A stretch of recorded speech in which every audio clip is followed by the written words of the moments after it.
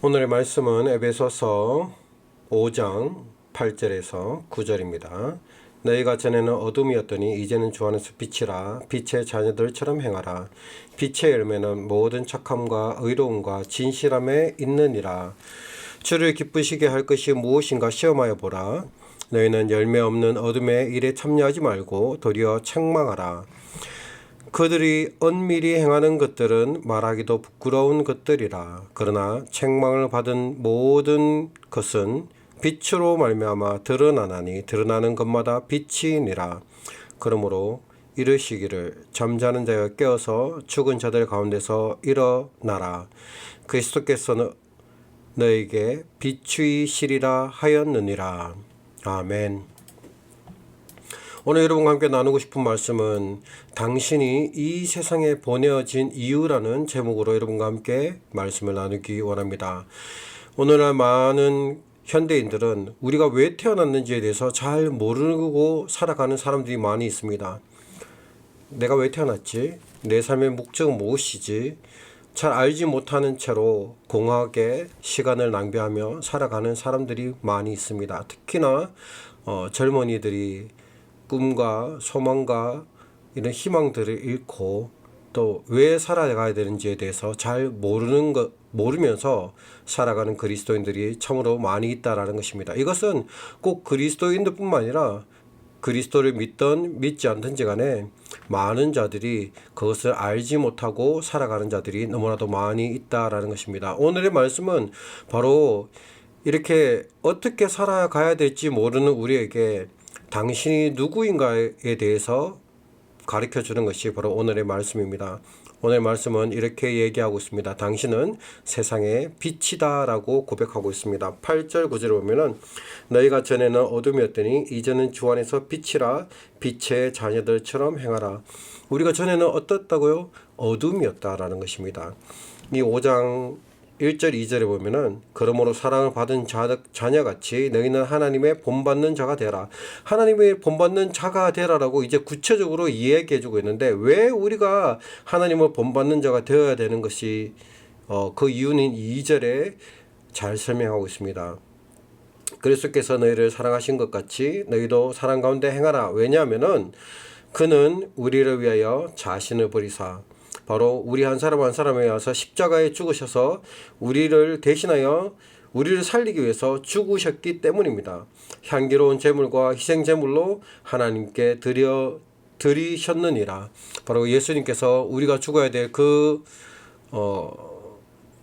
죄를 대신해서 우리를 위해서 죽어 주셨다라는 것입니다. 그렇기 때문에 우리는 하나님의 본받는 자가 되라라고 얘기하고 있습니다. 하나님 본받는 자가 3절에서 7절까지는 이렇게 살지 말라는 것입니다. 음행한 것과 온갖 더러운 것과 탐욕하는 것과 어리석은 말이 희롱의 말 이런 것들은 예수 그리스도를 믿는 어둠에서 빛으로 옮겨졌잖아요. 우리가 원래부터 빛이 있는 것이 아니라 예수님 때문에 원래는 어둠에 있었던 사람들이에요. 그런데 빛으로 옮겨졌어요. 누구 때문에? 예수 그리스도의 십자가 때문에 우리가 빛으로 옮겨졌는데 빛으로 옮겨졌기 때문에 더 이상 어둠 가운데 음행하거나 더러운 것과 탐욕하거나 어리석은 말이나 희롱의 말이나 우리가 말과 행동에서 이런 악의 세력에 있는 어둠의 자녀처럼 살아가지 말아라는 것입니다. 이렇게 하면은 5절에 뭐라고요? 너희는 하나님의 나라에서 기업을 받지 못하니라. 너희가 하나님의 기업, 하나님의 그 모든 유산을 상속받지 못한다. 그리고 6절에 하나님의 진노가 불순종하는 자들에게 일어날 것이다.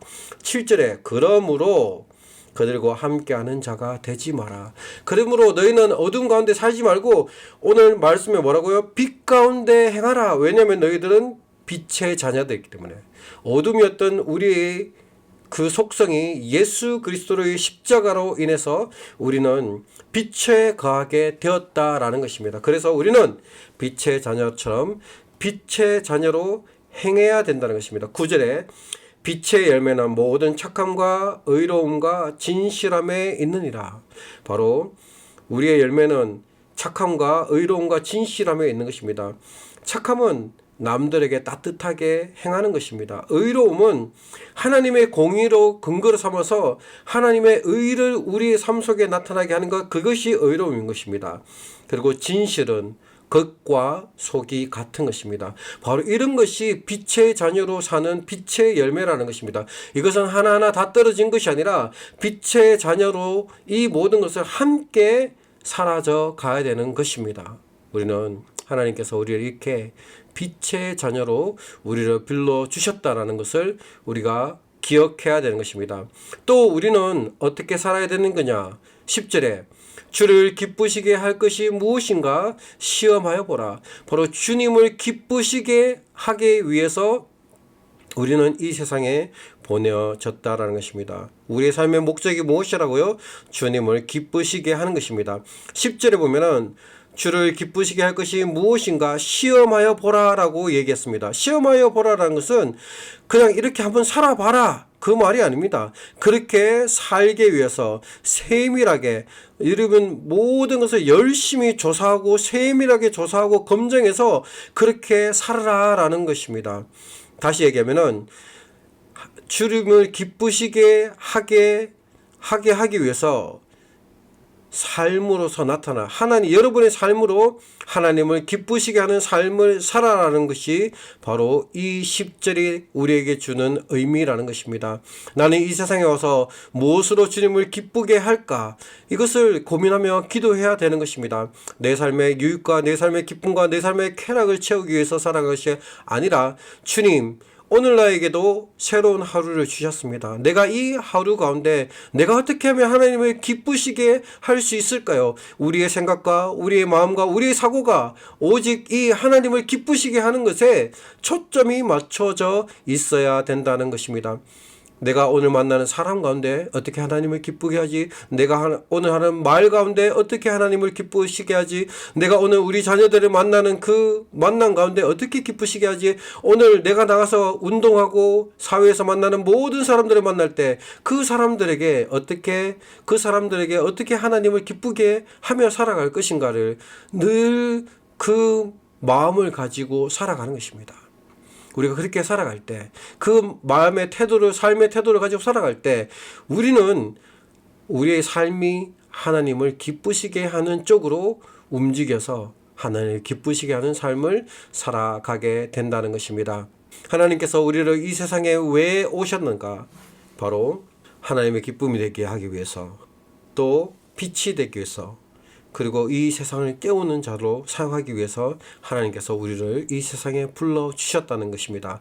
우리가 이 사명을 잊지 않고 오늘 하루도 주님 앞에서 이 사명을 이루기 위해서 열심히 노력하는 저와 여러분 되기를 축복합니다. 기도하시겠습니다. 사랑해 주님 감사합니다. 우리는 주님이 필요합니다. 우리는 주님의 능력이 필요합니다. 주님께서 함께하여 주시옵소서. 성령께서 우리의 삶을 주관하여 주시기를 간절히 원합니다. 주님, 우리가 세상의 빛으로 하나님을 기쁘시게 하는 자로 이 세상을 깨우는 자로 사용하여 주시옵소서. 감사하며 모든 말씀 예수 그리스도의 이름으로 기도드렸습니다. 아멘.